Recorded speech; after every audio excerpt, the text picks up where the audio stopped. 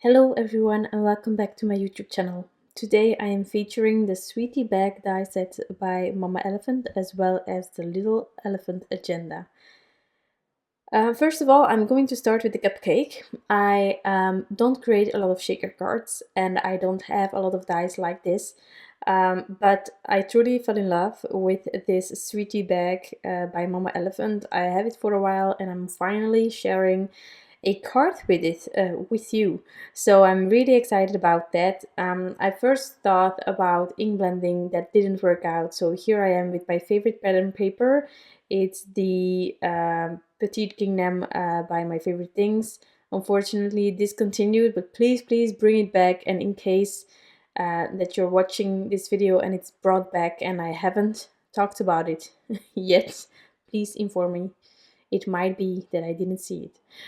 So I'm hopeful that one day they will bring it back, a vault item or anything like that, and that I can repurchase tons of this pattern paper. But for now, I'm just choosing all of my leftovers that I have. This is going to be finally a blue pinkish card. I have two colors that I've chosen for the cupcake, light blue, dark blue, and now I'm already assembling my my shaker. Now, particularly for this shaker card, I purchased the the Tropical Confetti by Dress My Crafts as shaker material. I already used it on other cards, but let me be honest, this was the first card where I used it on, and I actually purchased this shaker material thanks to Laura Fedora or Laura Bassen, however you want to name her, depending on whether you watch YouTube or Instagram or whatever. She's incredible. I love her style. Um, and from time to time she designs with Mama Elephant, and I just each time fall in love with all her creations. So I bought this shaker material, but here I don't want to have all my shakers like invisible when it's put on straight on like anything to display the card. So I also added a bit of foam adhesive a bit higher up in the cupcake so that the shakers would still be visible even though you're not shaking with them. So that's my cupcake, and then I had to figure out what to do with it, and as you can already see and I already mentioned, I'm going to combine it with the Little Elephant Agenda stem set. I'm just going to feature two tiny elephants on top, and then I am also going to create a colorful background. Now, I must be honest, there was a ton of things that went wrong with this card, and well, as I already said, first off I tried to ink blend some color on the cupcake and it just went completely sideways. So that wasn't working out, and then I did all of this, as you can see now, in order, and then I adhered it to a card base, to a panel with some color and stuff, and more shaker material, and that was just rubbish, and I wasn't convinced about it, and my husband said, no, it's pretty. But he's like a gamer, and whenever I create a card, he most of the time is gaming and the little one is in her bed.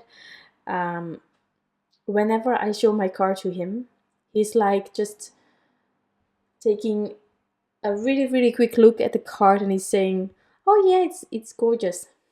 And so that's why I'm not convinced about his answers.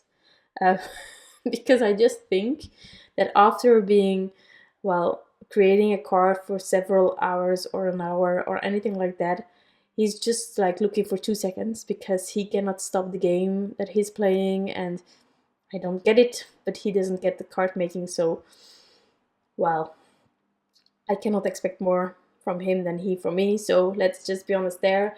But I wasn't convinced about the card at all, and he was convinced, sort of, as he said. But I went back to my desk and I pulled everything off. And so the back of some of the critters isn't as beautiful as originally when I'm adding it to the final card base and such. But I'm glad that I changed it up because it was really horrible. And that's also the reason why I'm sharing this card only now, because I wasn't up for the editing of a video where I would have to trash half the video to keep it a bit more comfortable for you guys. But trust me, this card was a work in process. It took me way too long. but I'm really happy with the end result. So in case you're not convinced about the background or whatever you did, try to remove the images if you cannot change the background, how you added it. So maybe you can just retrieve the images and reuse them again on a better card idea. Just saying. I'm using the matching dies, coloring and combinations you can find on the blog post. There aren't a lot of markers used, so that's easy. To create my A2 sized panel, kind of, well, it will be slightly smaller. It's the second largest from the Nesting Deckle A2. I took a piece of printer paper, so really lightweight. I took 2 pieces of scrap white cardstock, or just the coloring paper that I use for the elephants as well, so the Transotype perfect coloring paper, and then I took some red and pinks and one orange color from the Concord and 9th cardstock. So I have Ballet slipper, Honeysuckle, Cranberry, Poppy, and Sorbet. And I just, as Laura would do, I am also going to strip it up. I'm going to put it on the back. I'm just using each color once, and I'm not really measuring the strips that I'm creating here. I will just make sure that everything is aligned, and then we will use it for the background. So I just used some printed adhesive roller on that printer paper, and now I'm just making sure that I don't have any spacing in between my several cardstocks here. And then we will finish it off with another piece of white paper. You can also just create the strips and put it on top of a white piece of paper, but I am going to die cut my whole panel here all at once and have like a flat background this way. As you can see, like the one elephant is already stuck on the cupcake. That's because I teared it from the other card, and then I used the glossy accents on the balloons, on the star balloons, but since I removed it, it was a bit tricky. I will re-add glossy accents, and as you can see here, it's a bit, well, you cannot see it when it's adhered to the card, but they suffered.